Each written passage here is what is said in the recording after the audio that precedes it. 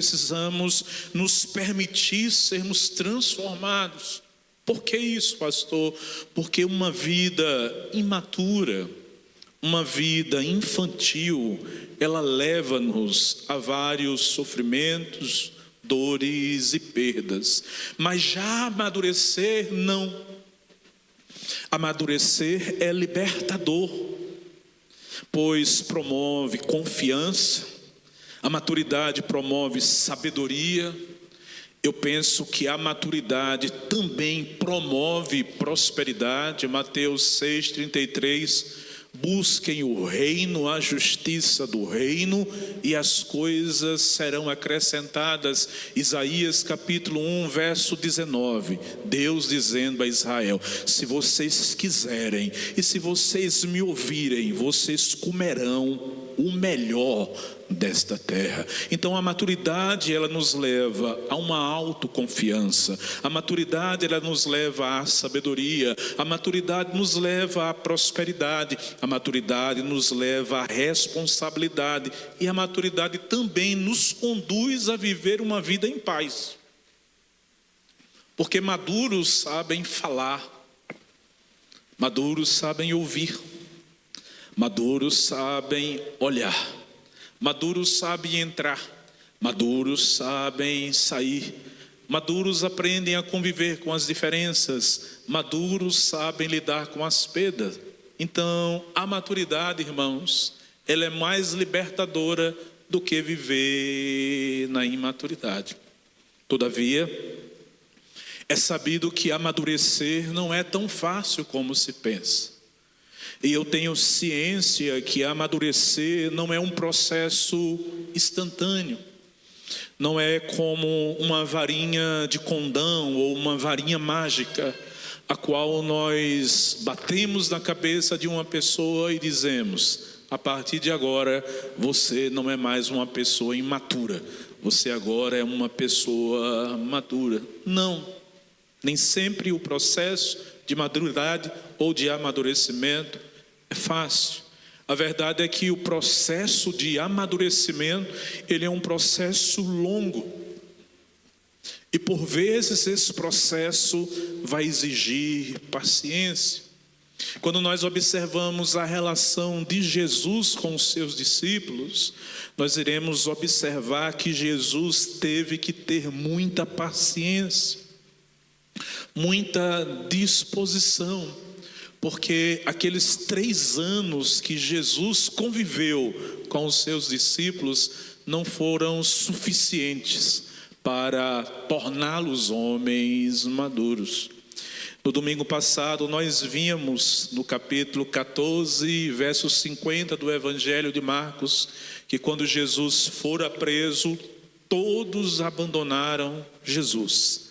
E nós vemos que naquele momento de pressão, dá-se a entender que eles não estavam preparados para aquele nível de batalha. Por isso quiseram desistir e acabaram desistindo. Mas para Jesus, para mim, para você também deve ser assim. As pessoas, elas devem valer mais do que os seus erros. E nós iremos observar que mesmo os discípulos abandonando Jesus, Jesus não abandonou os discípulos. E mesmo hoje, eu sendo um homem imperfeito e imaturo, Jesus vai continuar insistindo comigo. Da mesma sorte com você. Mesmo você sendo uma pessoa imperfeita e ainda não pronta e imatura, Jesus vai continuar insistindo com você. Eu quero dizer que como igreja local, ainda que não somos uma igreja madura, pronta e acabada, Jesus Cristo vai continuar insistindo com a vida desta igreja, e quem crê e acredita, diga amém. João capítulo 20, verso 19, 20, 21 e 22. O tema do meu sermão é justamente maturidade.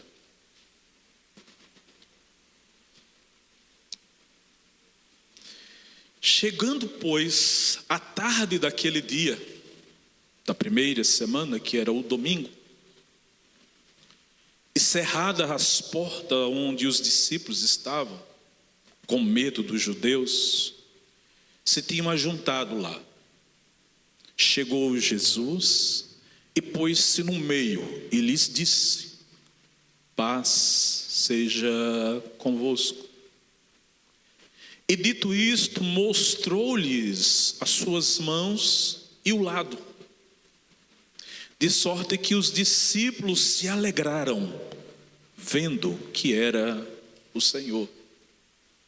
Disse-lhes, pois, Jesus outra vez: paz seja convosco.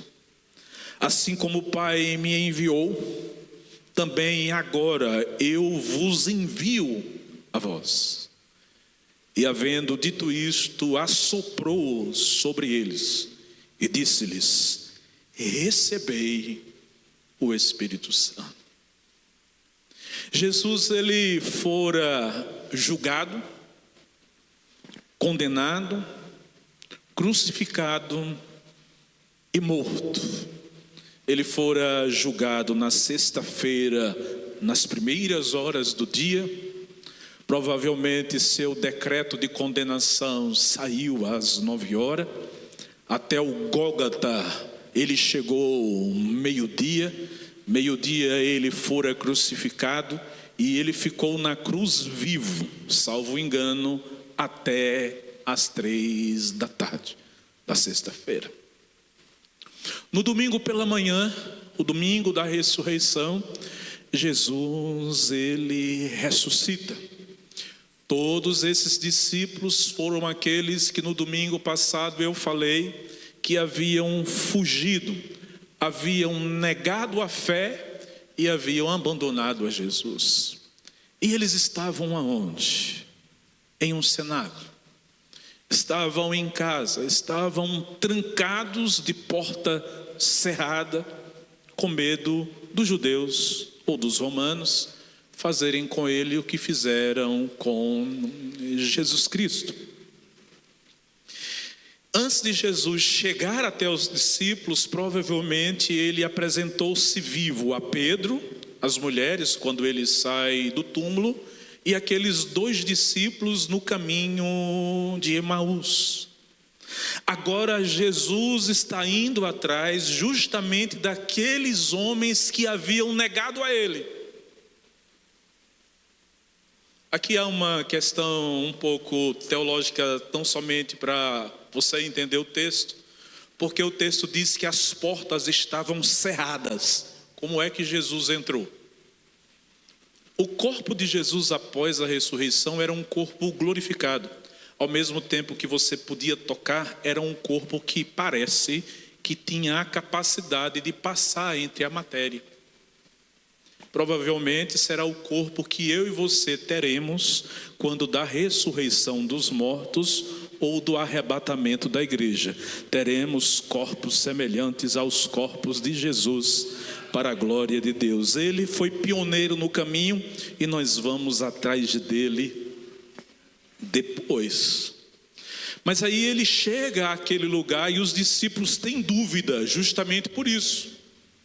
Como é que é ele? Como é que ele chegou? Como é que ele entrou aqui?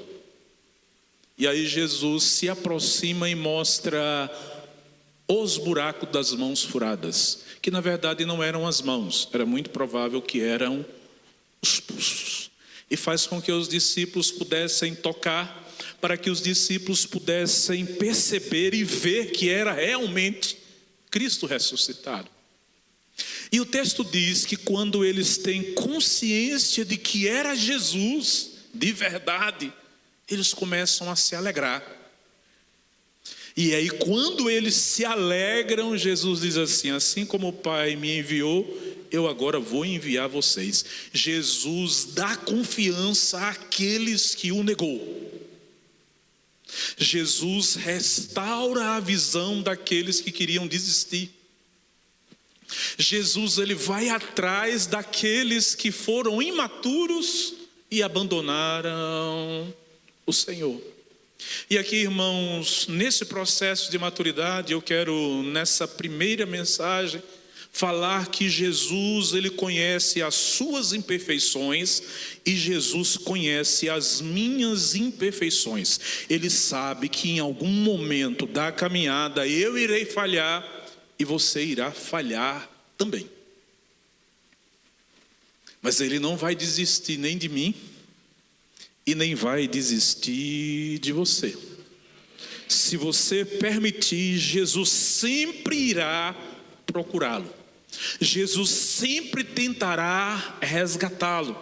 Jesus sempre acreditará que você tem capacidade de cumprir o chamado que ele tem para a sua vida. Jesus sempre entenderá que mais do que os erros, os defeitos do caráter e da personalidade, as pessoas são mais valiosas do que os seus próprios erros e do que os seus próprios defeitos.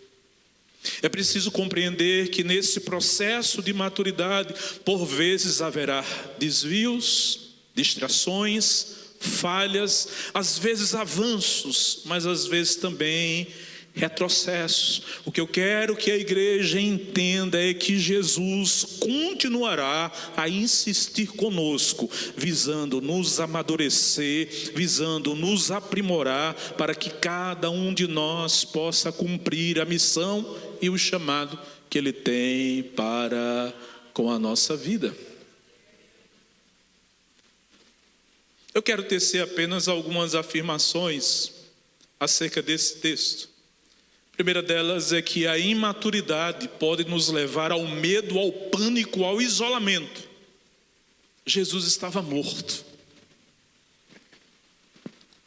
E geralmente quando nós estamos com medo, quando nós estamos em pânico, quando nós estamos inseguros, há uma tendência muito natural em nosso coração de nos isolarmos. Nós geralmente entramos no ostracismo, que foi o que os discípulos ali, eles vivenciaram. Eu falei na mensagem passada que uma das formas de sermos provados na nossa maturidade é a capacidade que nós temos de enfrentar determinados graus de pressões. E naquele contexto, os discípulos, eles não tinham esse grau de maturidade, como muitos de nós nesse tempo também não temos. É por isso que muitos querem desistir, é por isso que muitos querem abandonar o caminho, é por isso que muitos até abandonam o caminho, porque não estão preparados. Mas a maturidade nos ensina que nós iremos superar. Jesus foi ter com eles e transformou o medo deles em coragem. Eles estavam assustados, mas quando Jesus, ele chega, ele transforma pânico em confiança. Ele transforma tristeza em alegria. Ele transforma incerteza em fé. Ele transforma medo em regozijo, porque na presença de Jesus, até o medo, a tristeza, a ansiedade, a depressão e tudo aquilo que é negativo não tem poder de permanecer, porque a luz de Jesus, ela é transformadora.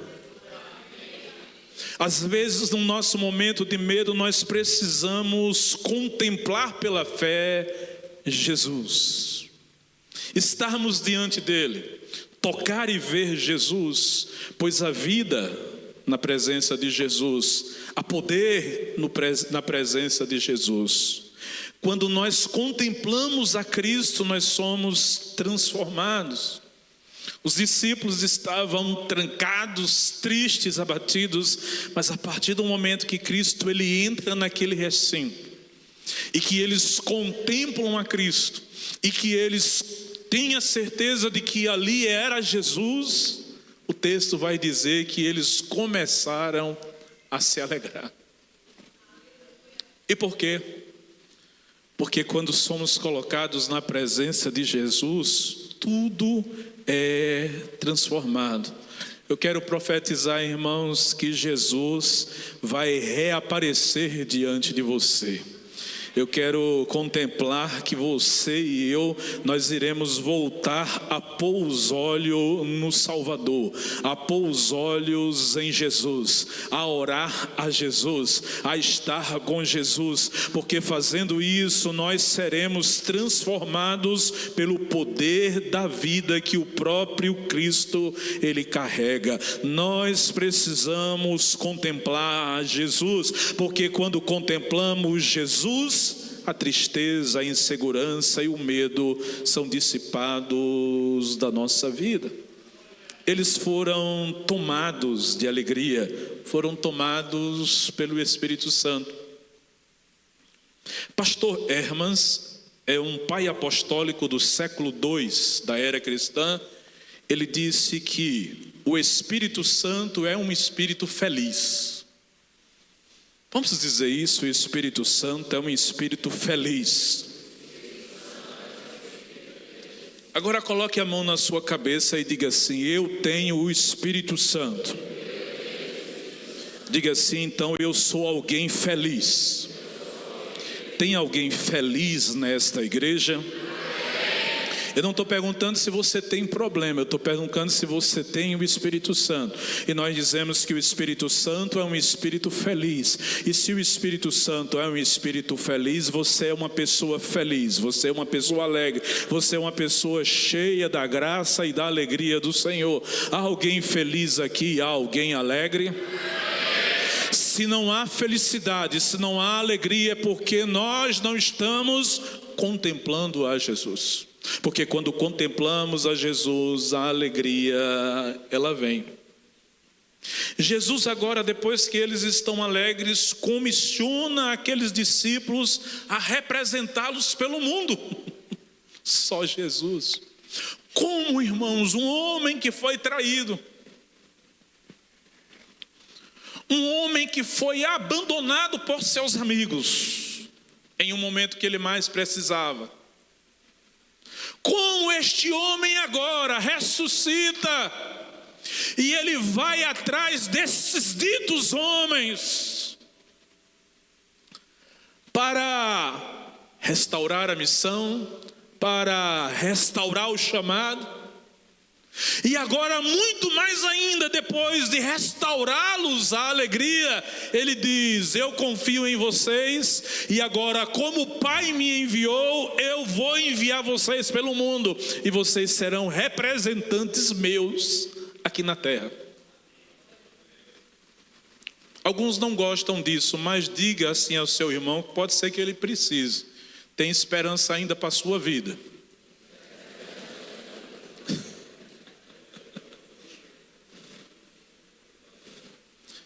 Vire para o outro lado e diga: você anda meio desviado, mas tem esperança para...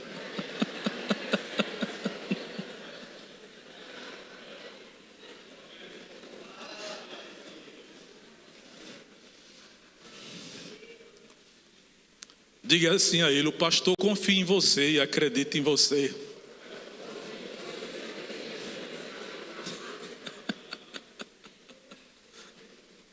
Ô irmãos, andar com Jesus é bom demais. Porque quando eu leio um texto desse, eu olho para mim mesmo e eu digo: ô Jesus, obrigado.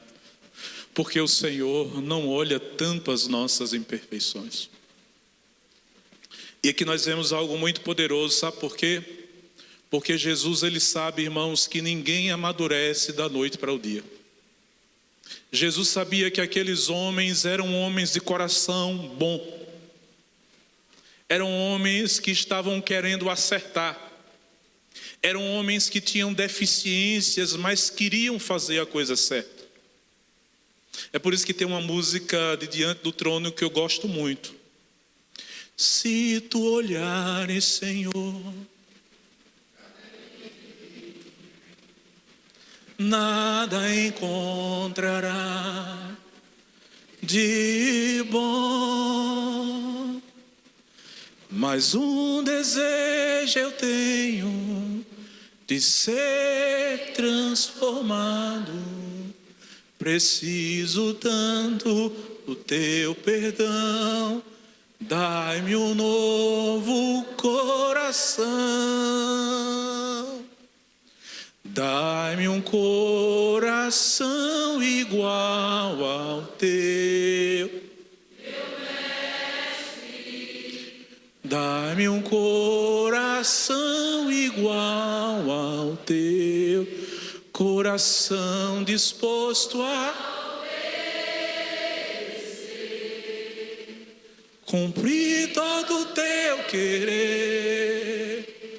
Dá-me um coração igual ao teu. Ensina-me a amar o meu irmão, a olhar com teus olhos, perdoar com teu perdão. Enche-me com teu Espírito, endireita os meus caminhos.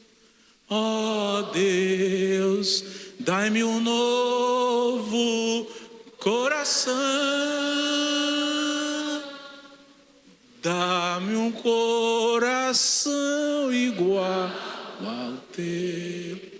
Meu mestre, dá-me um coração igual ao teu, um coração disposto a obedecer, cumprir todo o teu querer. Dá-me um coração igual ao teu. Dai-nos, Deus, um coração igual ao teu. As nossas imperfeições, elas não são um impedimento para que Cristo confie alguma coisa nas nossas mãos. Eu aprendo que os erros do passado não podem destruir o presente e nem comprometer o futuro. Na ótica de Jesus, ele entende que o poder de Deus, ele é muito maior para nos elevar acima dos nossos fracassos, erros e das nossas imperfeições. Por fim, nós vemos que Jesus também sabia que os discípulos precisavam não somente da designação para representá-lo, eles precisavam da unção do Espírito Santo. É por isso que no final do texto nós vemos Jesus: recebam o Espírito Santo sobre a vida de vocês. Jesus estava dizendo: recebam uma nova unção, recebam vocês um novo revestimento, recebam vocês uma glória nova, recebam vigor espiritual, recebam saúde espiritual, recebam poder espiritual. Eu gosto de dar nome a ceias. Eu sei que é uma bobagem, mas essa ceia é a ceia da nova unção. A ceia que Deus deseja soprar da boca dele um vento, uma unção nova, um revestimento novo sobre a sua vida. Você que está desanimado, há uma porção divina para o seu coração. Você que está abatido, há uma unção nova para a sua vida. Você que talvez esteja trancado na ansiedade, trancado na depressão, trancado no seu mundo, trancado nas feridas, há uma unção nova para você essa noite. E se você tiver um coração aberto, se você contemplar pela fé Jesus nesta reunião, Ele vai soprar. Não sou eu o pastor que vai soprar, quem vai soprar é o Senhor sobre sua vida, uma nova unção. E haverá renovo espiritual sobre sua vida, haverá batismo no Espírito Santo nesse lugar, haverá revestimento de poder nesse lugar, haverá revestimento celestial sobre a nossa vida. Quem crê e recebe diz amém. Deus deseja soprar sobre nós, porque sem o Espírito Santo, irmãos, não há processo de maturidade. Hoje eu ministrando em uma das aulas, Na escola, pela manhã, eu dizia aos discípulos: tenham muito cuidado com os paliativos que estão se oferecendo hoje para o processo de maturidade na vida cristã. Há muitos movimentos, há um bocado de mentoria de gente que nunca liderou nada, há um bocado de ensino de gente que nunca regeu e nem presidiu nada na sua própria vida. O Espírito Santo não perdeu o poder dele. A obra da cruz também não perdeu o poder dela. E tudo que nós precisamos está em Cristo. Tudo que nós necessitamos está nele. Todo o processo de cura, quando ele entra lá na sinagoga e pega o livro e abre o livro, o que é que ele diz? O Espírito do Senhor está sobre mim, pelo que ele me ungiu. Ele me ungiu para apregoar boas novas, para curar os quebrantados de coração, para pôr em liberdade os cativos, para restaurar as vistas dos cegos e para apregoar o ano aceitável do Senhor. Em Jesus a cura, em Jesus a libertação, em Jesus a renovação. Há poder no nome de Jesus. A obra da cruz é suficiente para nos curar, libertar, salvar, restaurar, avivar e manifestar o amor e o poder de Jesus Cristo. E eu estou falando isso por quê? Porque sem a unção do Espírito Santo não há um processo de maturidade seguro. Nós precisamos do sopro da unção de Deus na nossa vida. Sem a unção nós não somos plenamente amadurecidos, restaurados, curados, capacitados e libertos. E Jesus sabia disso. Nada contra as terapias, tá bom? Eu estudei psicanálise, nada contra. Ajuda. Mas Jesus diz: vocês precisam de um revestimento. Vocês precisam da vida e do poder do Senhor. Há vários títulos na Bíblia que a Bíblia atribui e dá ao Espírito Santo, e eu escolhi aqui alguns: ajudador, conselheiro, advogado, Espírito de Deus, Espírito Santo, Espírito de Cristo, Espírito da verdade, Espírito do Senhor, Espírito de santificação, Espírito do Pai, Espírito de sabedoria e revelação, Espírito de poder, amor e moderação, Espírito de glória, Espírito de vida. E o que isso significa? Que todas essas designações e títulos estão ligados àquilo que ele faz. Sabedoria, revelação, glória, poder, estão na pessoa do Espírito Santo. Você sabia que todos os dias nas minhas orações eu faço uma oração que é repetitiva? Senhor, eu faço a oração de Davi no Salmo 51. Não me repulsas da tua presença, não retires de mim o teu Santo Espírito, e sustenta-me na alegria da tua salvação. E às vezes eu peço pela igreja: Espírito Santo, não nos repulses da tua presença, não retires de nós o teu Santo Espírito. Por quê? Porque nós precisamos do Espírito Santo. Para fazer célula nós precisamos do Espírito Santo. Para nos manter vivos nós precisamos do Espírito Santo. Para nos manter alegres e criativos, nós precisamos do Espírito Santo. Para fazer a obra de Deus, precisamos do Espírito Santo. Para ministrar milagres sobre as pessoas, precisamos do Espírito Santo. Com amor, diga para o seu irmão assim: você precisa de unção, viu? Diga para chatear mais ele ainda: vaso vazio e rachado tende a quebrar, viu? Hoje é noite dos vasos serem quebrados e restaurados e uma nova glória ser colocada nesses vasos. O vaso ele é de barro, mas a glória e o poder é de Jesus. E Ele vai derramar uma nova unção sobre nós em nome de Jesus.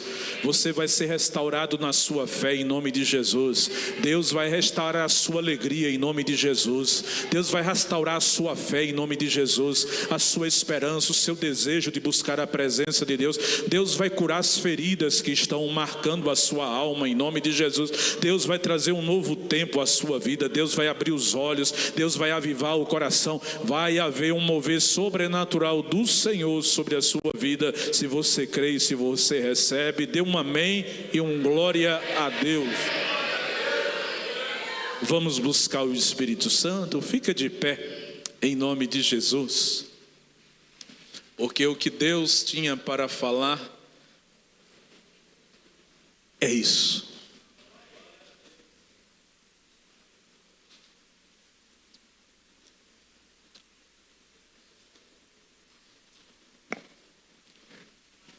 Levanta as suas duas mãos aos céus. Comece a pedir ao Senhor: Senhor, me toca nesta noite. Há uma unção que já está em nós e sobre nós.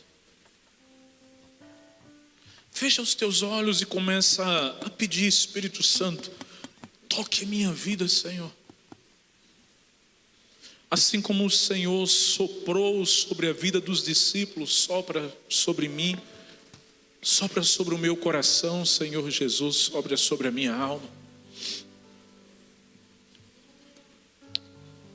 Vá abrindo o seu coração, vá fluindo na presença do Senhor.